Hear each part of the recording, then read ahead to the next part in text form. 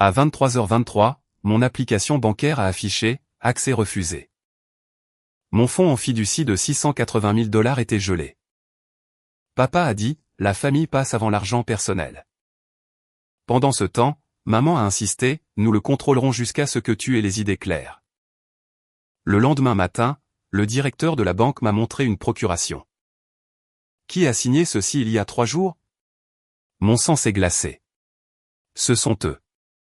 Je m'appelle Victoria Hay. J'ai 30 ans. Et à 23h23, mon application bancaire a affiché 2 mots qui ont engourdi mes mains. Accès refusé. Le fonds en fiducie de 680 000 $ que ma grand-mère m'avait laissé. De l'argent que je n'avais jamais touché imprudemment. De l'argent que je prévoyais d'utiliser pour lancer ma propre entreprise de design. Était soudainement gelé. J'ai rafraîchi l'écran 3 fois. Le solde restait visible, mais toutes les options de virement avaient disparu. Puis mon téléphone a sonné. La voix de papa était suffisamment calme pour être terrifiante. La famille passe avant l'argent personnel. Maman a pris le téléphone et a ajouté. Nous le contrôlerons jusqu'à ce que tu aies les idées claires. Je n'avais dit à aucun d'eux que j'essayais de déplacer l'argent. Je n'avais pas demandé leur aide. Et je ne leur avais jamais donné la permission de contrôler quoi que ce soit. Le lendemain matin, je me suis assise en face d'une directrice de banque qui a tourné son moniteur vers moi et a ouvert un document intitulé Procuration durable. Mon nom apparaissait en haut. Ma signature apparaissait en bas. À côté, il y avait une déclaration médicale affirmant que j'étais temporairement incapable de gérer mes finances. Qui a signé ceci il y a 3 jours, a-t-elle demandé. Mon sang s'est glacé. Ce sont eux. Mais la signature falsifiée n'était que le premier mensonge. Caché dans l'historique des transactions se trouvait un virement effectué des semaines plus tôt. Avant que mon compte ne soit gelé. Vers une entreprise que je reconnaissais comme étant celle du bureau de mon père. À ce moment-là, j'ai compris quelque chose que j'avais passé toute ma vie à refuser de voir. Mes parents n'étaient pas intervenus pour me protéger. Ils avaient construit une cage d'apparence légale autour de moi et ils s'attendaient à ce que je les en remercie. Avant de vous dire ce qui s'est passé ensuite, dites-moi quel temps il fait là où vous êtes. Est-ce que cela correspond à votre humeur aujourd'hui? Je suis curieuse de voir jusqu'où cette histoire voyagera. Le nom de la directrice était Andrea Patel. Elle n'a accusé personne. Mais elle a baissé la voix avant d'expliquer que la banque avait placé une restriction d'urgence sur la fiducie après avoir reçu 3 éléments. La procuration, une lettre médicale. Et une demande de mes parents pour activer une clause d'incapacité dans la fiducie originale. Ma grand-mère avait créé cette fiducie quand j'avais 8 ans. Selon ces termes, je devenais la seule bénéficiaire à 30 ans. À moins que 2 médecins agréés ne certifient que je ne pouvais pas gérer mes affaires. Andrea m'a montré le premier problème immédiatement. Il n'y avait qu'une seule lettre de médecin, pas 2. Le deuxième problème était pire. La lettre décrivait un schéma continu de jugement erratique. Pourtant, je n'avais jamais rencontré le médecin dont le nom apparaissait en dessous. Andrea a imprimé des copies, a marqué le compte pour examen de fraude.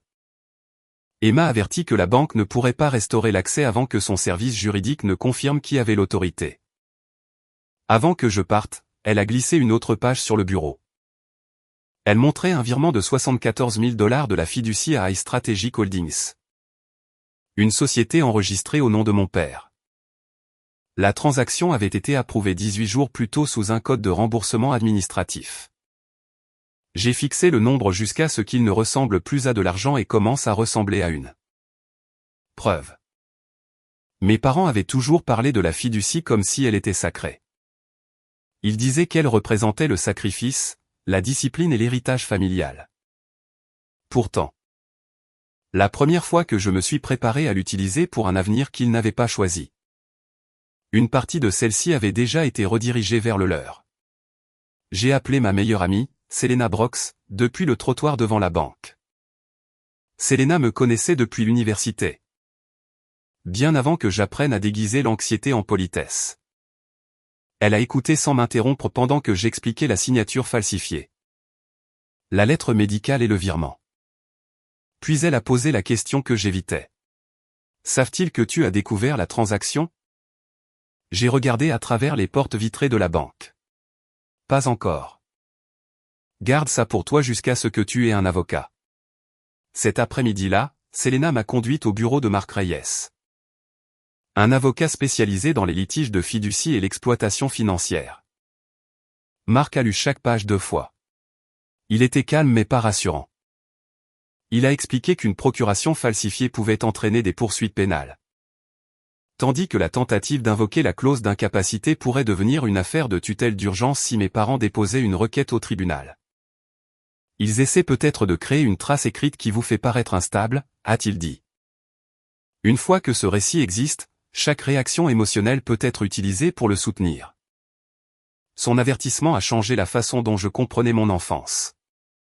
Ma mère avait toujours qualifié le désaccord de réaction excessive. Mon père avait traité l'indépendance comme de l'ingratitude. Quand j'ai changé de spécialité à 20 ans, ils ont appelé ça impulsif. Quand j'ai déménagé à San Francisco, ils ont appelé ça imprudent. Quand j'ai quitté un emploi stable en entreprise pour devenir designer indépendante, ils ont appelé ça la preuve que je ne pouvais pas m'engager. Aucun de ces moments n'avait semblé connecté auparavant. Maintenant, ils ressemblaient à des répétitions. Quel genre d'amour garde un registre de vos moments les plus faibles pour pouvoir les utiliser? Contre vous plus tard? Marc a demandé si mes parents avaient récemment demandé des informations sur ma santé, mon travail ou mes finances. Je me suis souvenu que ma mère avait insisté pour que je partage le nom de mon thérapeute après que j'ai mentionné un stress lié au travail.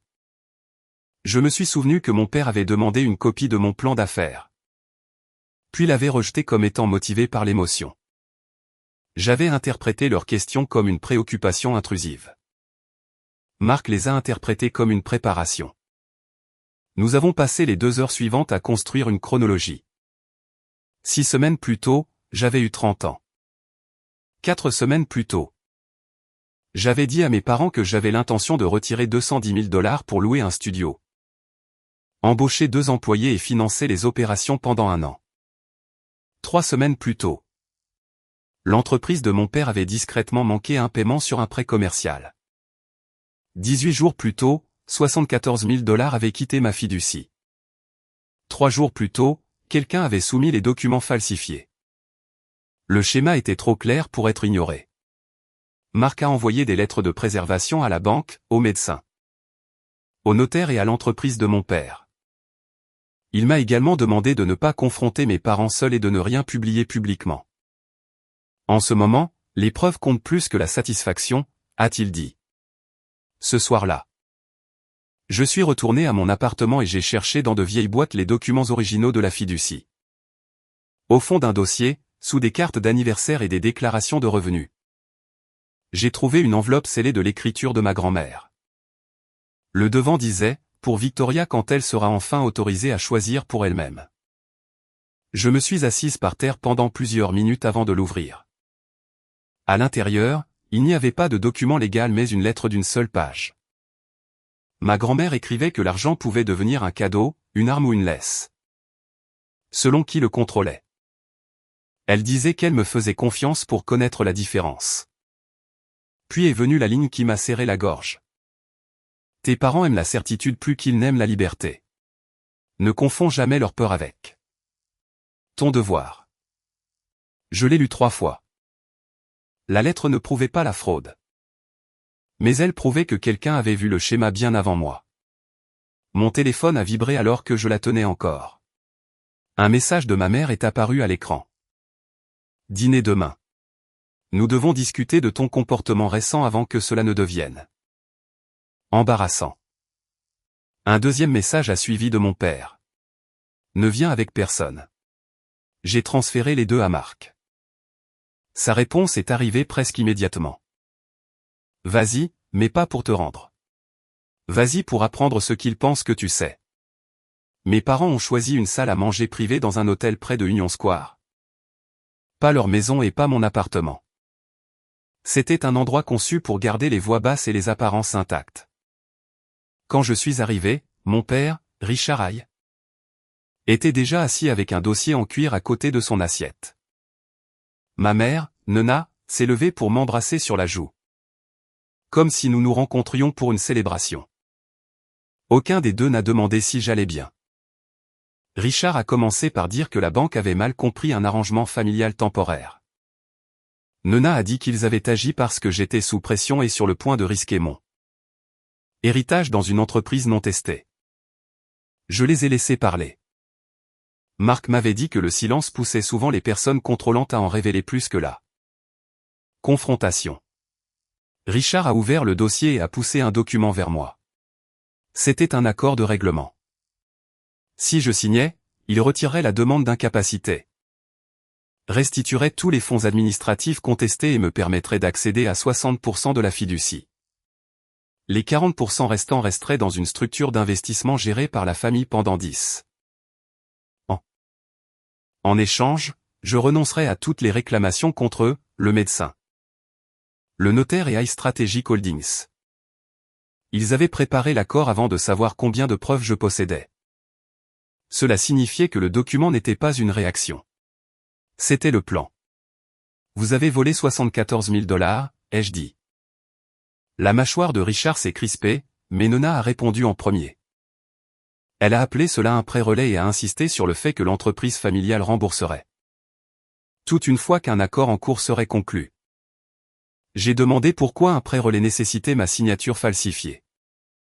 Nona s'est penchée plus près et a baissé la voix. Parce que tu aurais dit non avant de comprendre les conséquences. Voilà. La croyance sous chaque excuse.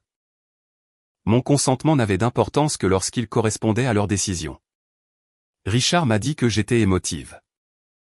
Il a dit que mon plan d'affaires n'avait aucun retour garanti et que ma grand-mère n'avait jamais eu l'intention que l'argent disparaisse dans une expérience créative.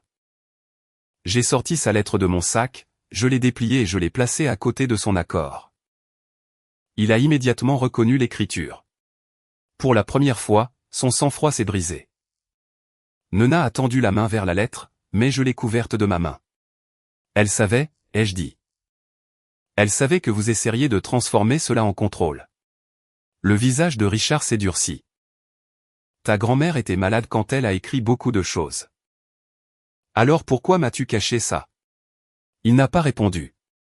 Nona a changé de tactique. Sa voix s'est adoucie et elle m'a rappelé tout ce qu'ils avaient payé.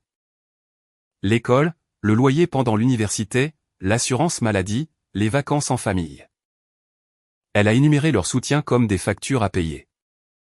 J'ai senti le vieux réflexe monter, l'envie de m'excuser d'être difficile. De les rassurer que j'étais reconnaissante. De réduire le problème jusqu'à ce qu'ils puissent me pardonner de l'avoir remarqué. Mais la gratitude n'est pas une procuration à vie. Le médecin m'a-t-il examiné, ai-je demandé. Nona a regardé Richard. Richard a regardé vers la porte fermée. Aucun n'a dit oui. J'ai demandé qui avait signé en tant que notaire. Richard a dit que les détails étaient gérés par son bureau. J'ai demandé si les 74 000 $ avaient servi à payer le prêt commercial manqué. Ses yeux se sont à nouveau fixés sur les miens. C'était une confirmation suffisante. La réunion a changé instantanément. Richard m'a accusé d'envahir des dossiers commerciaux confidentiels. Nona a dit que Selena m'empoisonnait contre la famille. Puis Richard a proféré la menace que Marc avait prédite. Si je rejetais l'accord, il déposerait une requête d'urgence demandant au tribunal de les nommer tuteurs temporaires. Il soumettrait des exemples de mes décisions instables. Des déclarations de personnes qui avaient été témoins de mon stress. Et la lettre du médecin jusqu'à ce que le tribunal statue. La fiducie resterait gelée. Vous êtes prêt à dire à un juge que je suis incompétente parce que je ne veux pas vous donner mon argent? Ai-je demandé. Richard n'a pas bronché. Nous sommes prêts à te protéger d'une erreur. J'ai regardé à nouveau le règlement. La ligne de signature attendait en bas, propre et patiente. Pendant des années, j'avais cru que mes parents me contrôlaient avec la colère. Assise là, j'ai réalisé que leur arme la plus efficace avait toujours été l'inévitabilité. Ils présentaient chaque demande comme si la résistance était puérile et la reddition était là. Maturité. J'ai fermé le dossier et je l'ai repoussé. Déposez ce que vous voulez. Les yeux de Nona se sont écarquillés. L'expression de Richard est devenue immobile. Tu devrais réfléchir attentivement, a-t-il dit. J'y ai pensé. Je me suis levé, mais avant de partir, j'ai placé une petite carte sur la table. Elle contenait les coordonnées de Marc et une instruction écrite selon laquelle toute communication future concernant la fiducie devait passer par un avocat. Je n'ai pas élevé la voix. Je ne leur ai pas donné la scène qu'ils pourraient décrire comme de l'hystérie. Je suis simplement sorti pendant qu'ils restaient assis à côté d'un accord qui n'avait plus de pouvoir sur moi. 48 heures plus tard, un coursier du tribunal est arrivé à mon appartement. Mes parents avaient déposé la requête de tutelle d'urgence exactement comme promis. En pièce jointe, il y avait 12 pages me décrivant comme impulsive, paranoïaque, émotionnellement volatile et vulnérable à l'influence extérieure. La requête citait mon changement de carrière, mes rendez-vous chez le thérapeute et mon refus d'accepter leurs conseils financiers. En bas se trouvait une demande pour leur donner un contrôle immédiat sur chaque compte, contrat et décision commerciale en mon nom. L'examen de fraude de la banque avait brièvement semblé être un progrès. Maintenant, le gel s'était étendu au-delà de la fiducie. Mes parents ne se contentaient pas de défendre ce qu'ils avaient fait. Ils demandaient au système juridique d'effacer mon autorité sur ma propre vie. L'audience d'urgence était prévue 6 jours plus tard. Marc a organisé une évaluation médicale indépendante. Une expertise graphologique et des déclarations sous serment de clients qui avaient travaillé avec moi pendant des années. Je m'attendais à ce que les faits fassent s'effondrer la requête immédiatement. Au lieu de cela, le premier obstacle n'était pas la preuve, mais la perception. Mes parents sont arrivés avec 2 avocats. Des dossiers assortis et les expressions calmes de personnes qui avaient passé des décennies à arriver avec une signature falsifiée attachée à mon nom et la peur que toute colère visible soit qualifiée de symptôme. La juge a refusé de nommer mes parents comme tuteurs. Mais elle a également refusé de libérer la fiducie. Elle a ordonné à un fiduciaire neutre temporaire de la superviser pendant que les 2 parties produisaient des preuves. Techniquement, mes parents avaient perdu le contrôle. En pratique, je ne pouvais toujours pas accéder à $1. Et la date limite de mon bail de studio était dans 10 jours. À l'extérieur de la salle d'audience. Nina a chuchoté que tout cela pourrait se terminer si je signais leur accord. J'ai continué à marcher. Cet après-midi-là, Marc a reçu la première réponse à ses lettres de préservation. Le notaire mentionné sur la procuration était une assistante administrative de l'entreprise de mon père nommé Claire Danton. Son registre de notaire montrait ma signature à 16h15, 3 jours avant le gel du compte. À 7 heures exactes, j'avais présenté une proposition de stratégie de Marc à un client lors d'un appel vidéo enregistré. Claire a d'abord prétendu qu'elle m'avait vu signer via un processus à distance. Mais les exigences de la Californie ne correspondaient pas à la procédure qu'elle a décrite. Lorsque Marc a demandé l'enregistrement vidéo et le journal de vérification d'identité, elle a cessé de répondre. La réponse du médecin était encore plus étrange.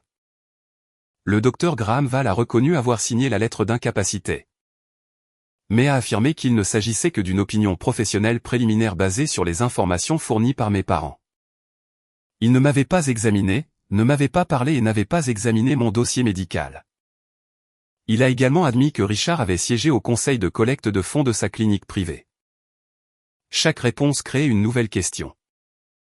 Combien de personnes respectables avaient accepté de tordre la vérité parce que mes parents avaient rendu la demande raisonnable?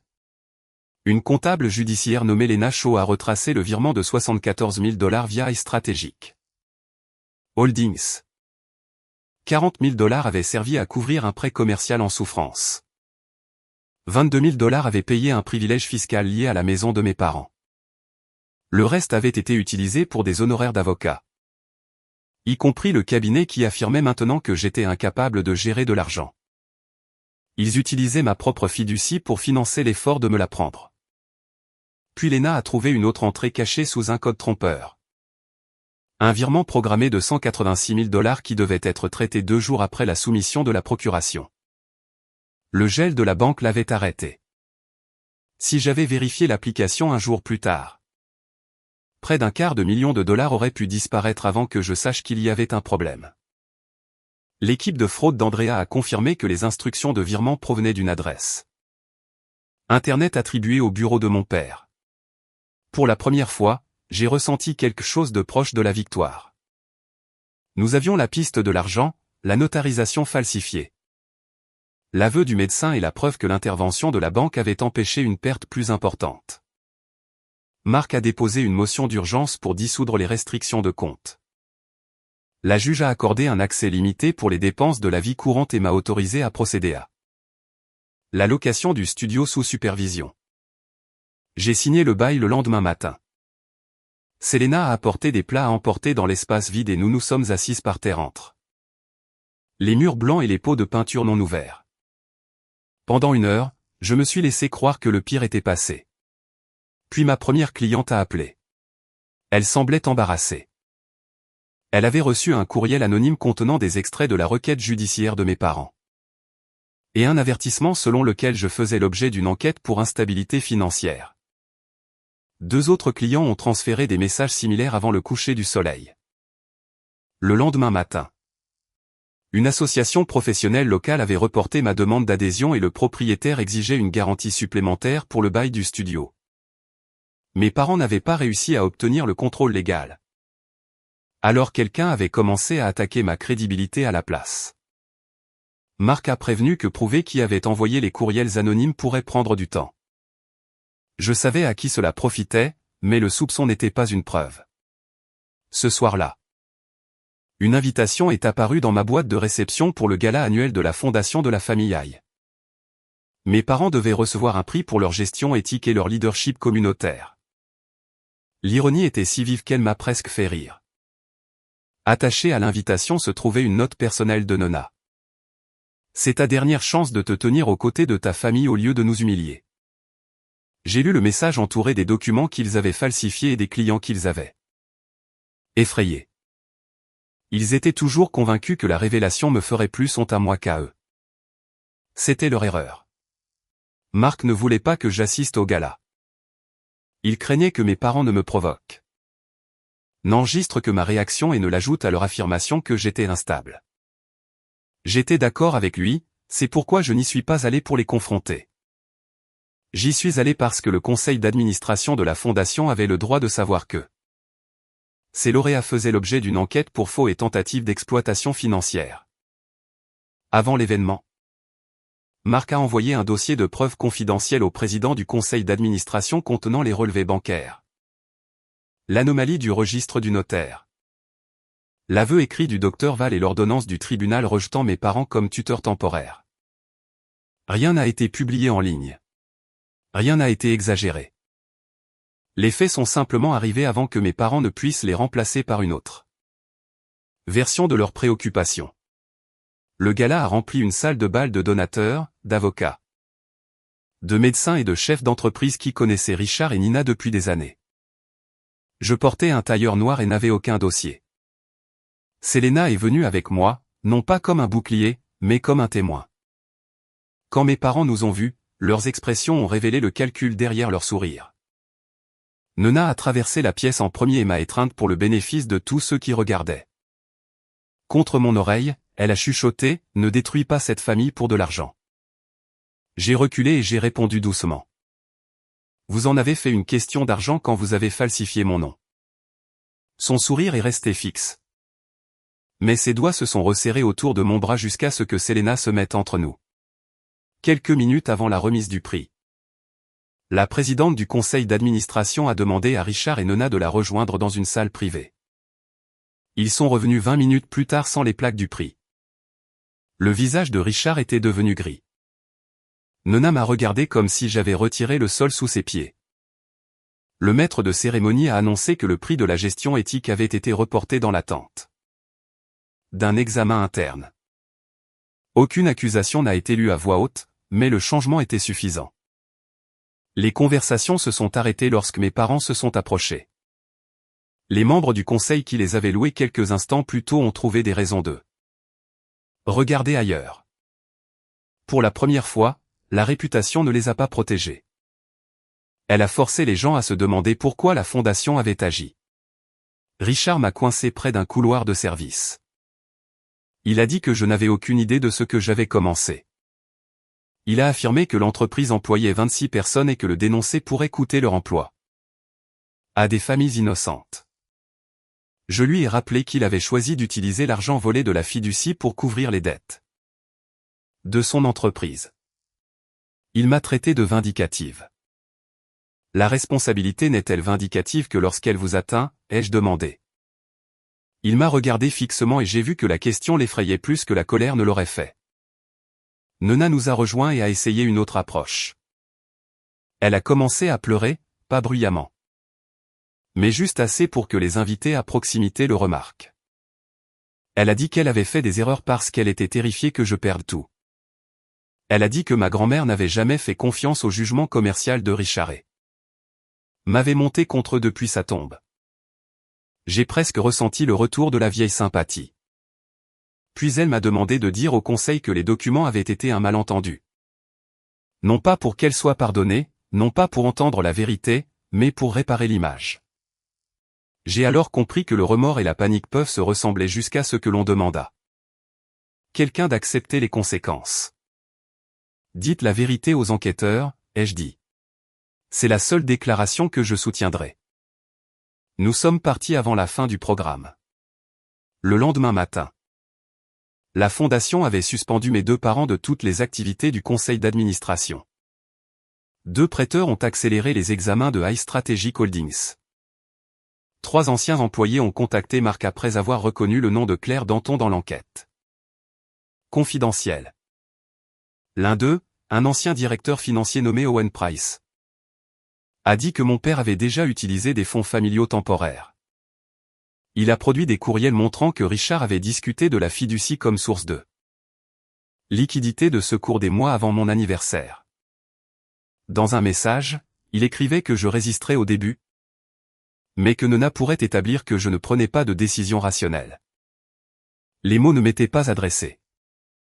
Pourtant, les lire m'a semblé plus intime que n'importe quelle insulte prononcée à une table. Ils avaient anticipé mon refus et l'avaient converti en preuve contre moi avant même que je dise non. Claire a finalement contacté Marc par l'intermédiaire de son propre avocat. Elle a admis qu'elle avait notarié la procuration après que Richard eut placé le document sur son bureau avec la signature déjà présente. Nona lui avait dit que je voyageais et que j'avais approuvé les documents. Claire savait que la procédure était incorrecte. Mais Richard avait menacé son emploi et promis que le document n'était que temporaire. Elle a accepté de coopérer avec les enquêteurs en échange d'une certaine clémence. Sa déclaration a directement lié la signature falsifiée à mes 2 parents. Le docteur Val a également changé de position après avoir appris que la police avait demandé ses dossiers de facturation. Sa clinique avait reçu un don de santé communautaire de 15 000 $ de la fondation de la famille. 4 jours avant qu'il ne signe la lettre d'incapacité. Il a insisté sur le fait que cela n'avait aucun lien, mais le timing parlait clairement. Les preuves ne montraient plus une erreur désespérée. Elles montraient une planification, un recrutement, un paiement et un effort pour me discréditer si je résistais. La police a affecté une détective des crimes financiers, Mara Singh, à l'affaire. Lors de notre premier entretien, elle m'a demandé d'expliquer l'histoire sans utiliser de mots comme trahison ou contrôle. Donnez-moi seulement ce qui peut être prouvé, a-t-elle dit. J'ai exposé la chronologie, l'anniversaire, le plan d'affaires, la dette de l'entreprise, le virement, les documents falsifiés, la tentative de 2e virement et les courriels de diffamation. Quand j'ai eu fini, elle a dit : vos parents ont construit une histoire sur votre instabilité. Nous allons construire un dossier sur leurs actions. Pour la première fois depuis que l'application avait affiché accès refusé. Quelqu'un en position d'autorité ne me demandait pas si mes sentiments étaient raisonnables. Elle demandait où menaient les preuves. La détective Singh a commencé par les courriels anonymes. Les dossiers assignés ont montré qu'ils avaient été envoyés via un service de confidentialité. Mais l'adresse de récupération appartenait à Nona. Des brouillons de 2 messages sont restés dans son compte cloud avec une liste de mes clients et des notes décrivant lesquels étaient sensibles au risque. Ma mère n'avait pas agi dans un moment de panique. Elle avait étudié où la pression ferait le plus mal. Le serveur du bureau de Richard a produit le fichier original de la procuration.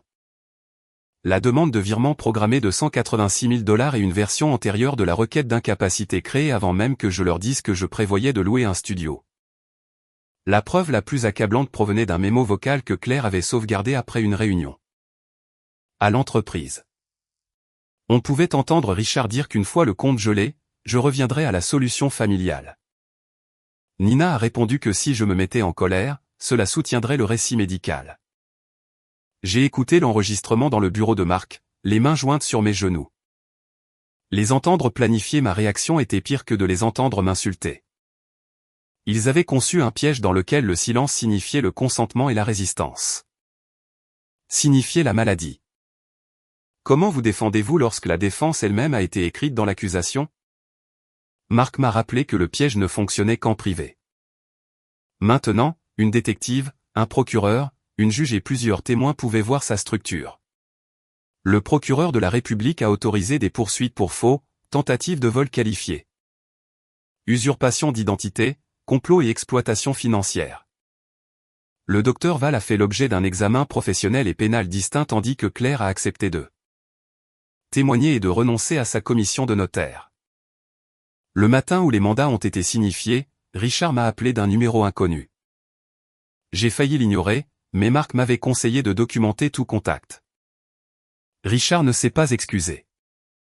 Il a dit que l'entreprise s'effondrerait s'il était arrêté et que ma mère ne survivrait pas à la honte publique.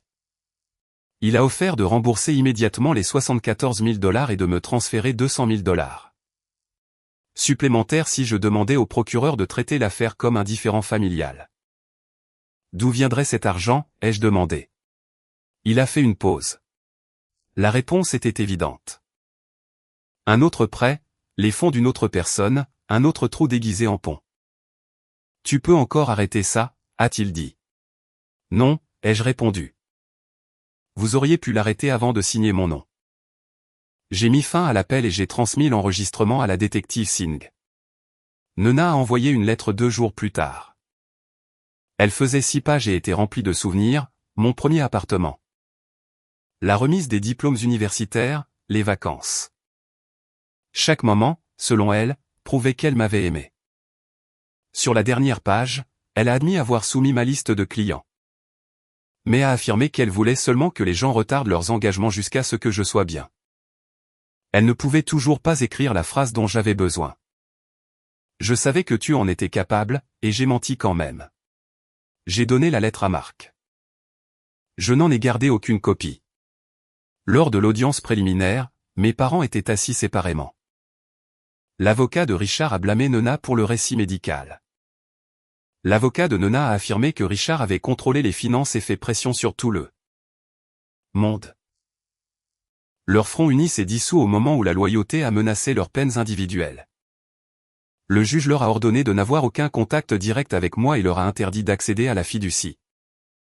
À mon entreprise ou à tout compte lié à mon nom. Le fiduciaire neutre a restauré ma pleine autorité après que la banque eut terminé son examen de fraude. Quand Andrea a appelé pour me le dire. J'ai ouvert l'application et j'ai vu les mots « accès complet » sous le solde de la fiducie.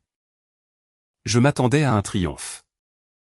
Au lieu de cela, j'ai ressenti du chagrin pour les années où j'avais confondu la permission avec l'amour. J'ai transféré les fonds de fonctionnement récupérés dans une nouvelle institution. J'ai supprimé toutes les autorisations liées à la famille et j'ai signé moi-même les documents de paie du studio. Ce soir-là, les 2 premiers employés m'ont rejoint dans l'espace que Selena et moi avions autrefois occupé seuls. Nous n'avons pas célébré l'affaire. Nous avons célébré le travail. Le procès pénal était encore à venir, et mes parents n'avaient pas encore payé le prix fort. Mais leur victoire la plus importante était déjà perdue. Ils ne pouvaient plus me définir avant que j'entre dans la pièce. Le procès a commencé 4 mois plus tard. À ce moment-là, iStrategic Holdings avait perdu son plus gros contrat. La fondation de la famille avait définitivement retiré mes parents de son conseil d'administration. Et 3 prêteurs avaient déposé des réclamations contre l'entreprise. Aucune de ces conséquences ne provenait de quoi que ce soit que j'ai publié. Elle provenait des dossiers, des témoignages et du risque créé par les propres décisions de Richard. L'accusation a présenté l'affaire dans le même ordre que mes parents l'avaient construite.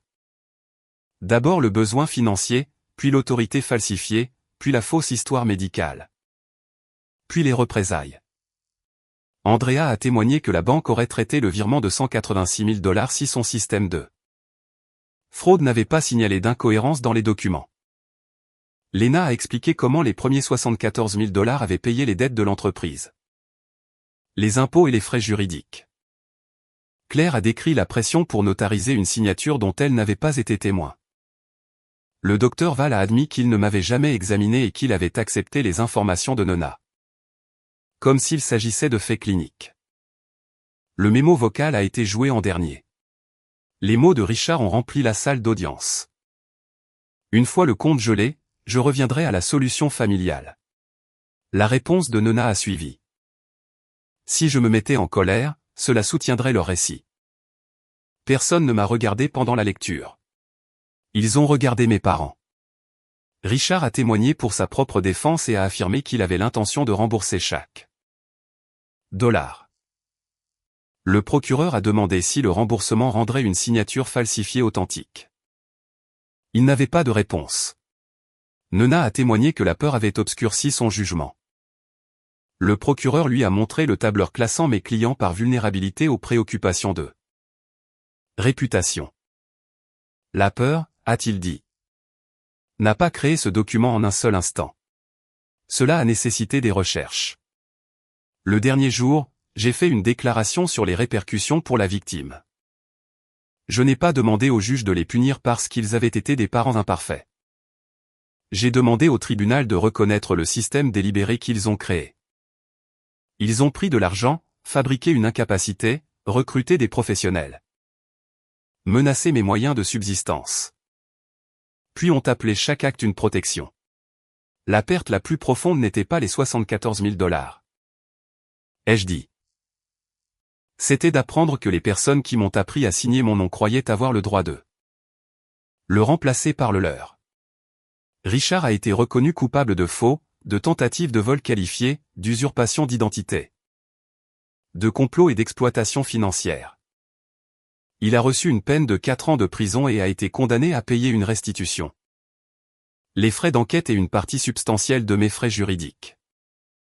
Nina a été reconnue coupable de complot, d'usurpation d'identité, d'intimidation de témoins liés au courriel des clients et d'exploitation financière. Elle a reçu 30 mois de détention suivie d'une libération surveillée. Le tribunal civil a rendu un jugement supplémentaire contre eux pour dommages et intérêts et frais.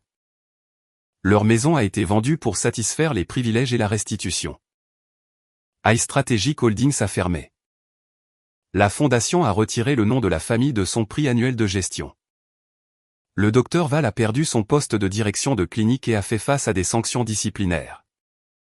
Claire a renoncé à sa commission et a reçu une peine réduite parce qu'elle a coopéré.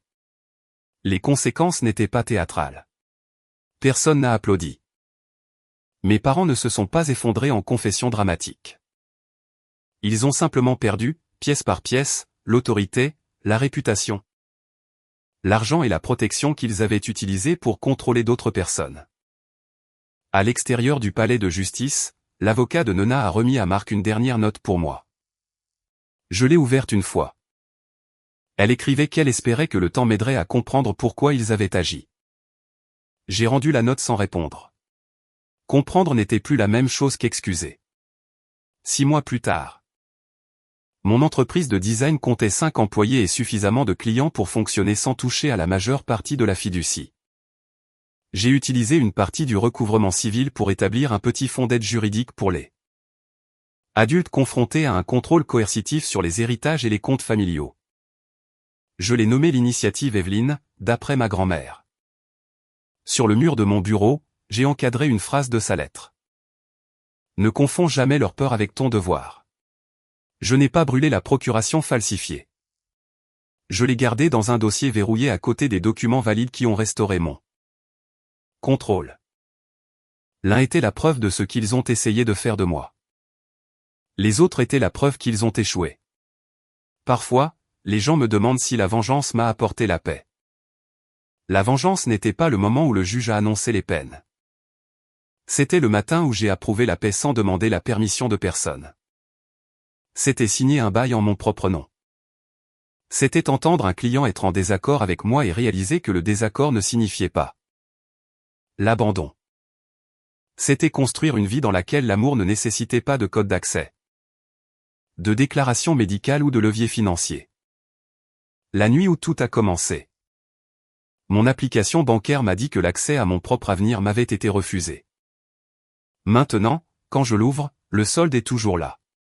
Mais cela ne ressemble plus à la liberté. La liberté, c'est le fait que je peux fermer l'application, poser le téléphone et choisir ce qui se passera ensuite. Et si quelqu'un vous dit que le contrôle est de l'amour parce qu'il vient de la famille? Posez-vous une question. Pourquoi leur amour a-t-il besoin que votre signature soit fausse?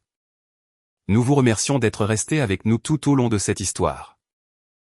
Cette vidéo est entièrement fictive et créée uniquement à des fins de divertissement éducatif et de réflexion. Nous espérons qu'elle vous rappelle que parfois, la personne qui vous blesse voudra que l'ancienne version de vous revienne. Celle qui pardonnait rapidement, questionnait peu et restait trop longtemps. Mais grandir signifie que vous n'avez plus à retourner à qui vous étiez juste pour les mettre à l'aise.